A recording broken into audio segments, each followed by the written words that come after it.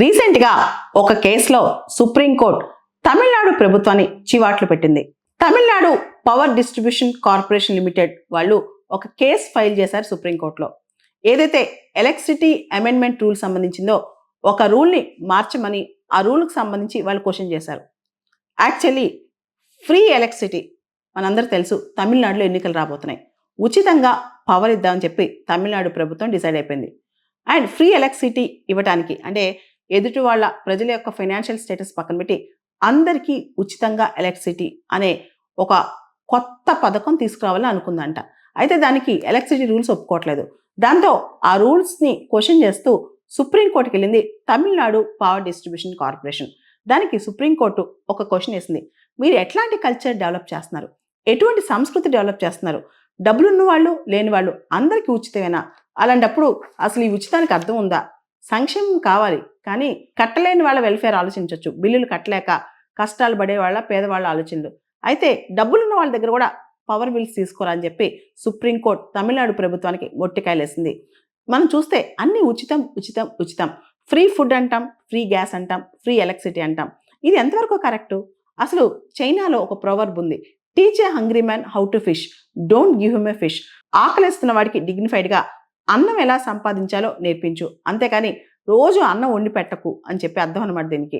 అలానే ప్రజల అకౌంట్కి క్యాష్ ట్రాన్స్ఫర్ చేయటం, ఇలాంటివన్నీ ఎందుకు చేస్తున్నారు? అసలు అలా చేస్తే ప్రజలు పని ఎందుకు చేస్తారు? ఖాళీగా కూర్చొని తింటే సరిపోద్దు కదా అనుకుంటారు కదా. అసలు నేషన్ బిల్డింగ్లో ఇది ఏ విధంగా కంట్రిబ్యూట్ అవుతుంది?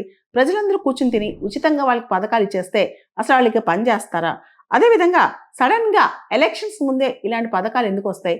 ఎన్నికల తాయిలాలు కాదా ఇవన్నీ అని చెప్పి సుప్రీంకోర్టు ప్రశ్నించింది. ముఖ్యంగా పొలిటికల్ పార్టీస్ కావచ్చు, పొలిటికల్ లీడర్స్ కావచ్చు, ఎలక్షన్స్ ముందు ప్రజల్ని మభ్యపెట్టడానికి ఇలాంటి పెడతారు. ముఖ్యంగా రెవెన్యూ డెఫిసిట్, ఏదైతే రాష్ట్రాల్లో రెవెన్యూ డెఫిసిట్ ఉందో ఆ రాష్ట్రాల్లో ఈ పథకాల వల్ల ఇంకా నష్టం కాదా? అదేవిధంగా రెవెన్యూ సర్ప్లస్ స్టేట్స్, ఏ స్టేట్స్కి అయితే రెవెన్యూ ఎక్కువ ఉందో ఆ రెవెన్యూ కూడా స్కూల్స్ మీద, కాలేజెస్ మీద, ఇన్ఫ్రాస్ట్రక్చర్ మీద, హాస్పిటల్స్ మీద, ఇలా ఏదైతే ప్రజలకు మంచి చేస్తాయో అలాంటి వాటి మీద ఖర్చు పెట్టాలి కానీ ఉచితాలు ఇవ్వటం రైటేనా అని చెప్పి సుప్రీంకోర్టు తమిళనాడు ప్రభుత్వాన్ని ప్రశ్నించింది. మనం చూస్తే కనుక ఉచితాలు ఇవ్వటం అనేది కొత్త కాదు. భారతదేశంలో ఉన్నన్ని ఉచితాలు ప్రపంచంలో ఏ దేశంలో కూడా ఉండవు అనమాట. అన్ని ఉచితాలు ఇస్తుంటారు. ముఖ్యంగా తమిళనాడులో ఒకప్పుడు ఉచితాలు చాలా పాపులర్. వెల్ఫేర్ స్కీమ్స్ కావచ్చు, ఫ్రీబీస్ కావచ్చు, ఎక్కువగా తమిళనాడులో జరుగుతూ ఉంటాయి అనమాట. రూపాయికి కిలో బియ్యం అని చెప్పి ప్రజలకు ఇచ్చేసేసి ప్రజలందరూ రూపాయి పెట్టి కిలో బియ్యం కొనుక్కుని ఎక్కువగా అక్కడ టీవీలు కూడా ఒకప్పుడు ఫ్రీగా ఇచ్చారు. దాంతో టీవీ ఆన్ చేసుకుని పొద్దున్న సాయంత్రం కూర్చోవడం అనమాట. అదేవిధంగా తమిళనాడులో లిక్కర్ షాప్స్ మనం చూస్తే టాస్మాక్ షాప్స్ అనమాట.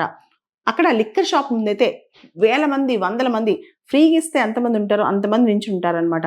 ఓ పక్క ప్రజలకు ఉచితంగా తాయిలాలు ఇస్తూ, ఇంకో పక్క లిక్కర్ షాప్స్ ద్వారా రెవెన్యూ తెచ్చుకుంటూ అక్కడ తమిళనాడు ప్రభుత్వం ప్రజల్ని ఏం చేస్తుంది అని చెప్పి కూడా ఎప్పటి నుంచో తమిళనాడు మీద చాలా మంది డిస్కస్ చేస్తూ ఉంటారు అనమాట.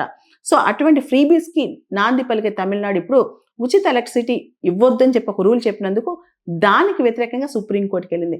దాంతో సుప్రీంకోర్టు పవర్ ఉచితంగా ఇచ్చి, గ్యాస్ ఉచితంగా ఇచ్చి, ఫుడ్ ఉచితంగా ఇచ్చి ఇంకా ప్రజలు కూర్చోబెడతావా, వాళ్ళకి అన్నం పెడతావా, నువ్వు ఇంకా ప్రజల చేత పని చేయించవా అని చెప్పి తమిళనాడు ప్రభుత్వాన్ని గట్టిగా ప్రశ్నించింది.